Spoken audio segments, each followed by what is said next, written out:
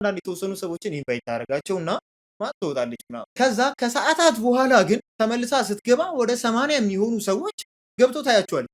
ትደነግጣለች ምናምን። ይሄን ነው እንግዲህ ቤቷ። እቺ የምታክል ቤት ላይ 80 ሰው ማለት በጣም ብዙ፣ በጣም ሲበዛ ብዙ። እናም እንዲሁ ስታየው ማለት አሪፍ ከሆነ አይቀር ብላ አሪፍ ነው ምናምን ብላ ብቻ ትተዋለች። ሰዎቹን ትቀበላቸዋለች ምናምን ነገር።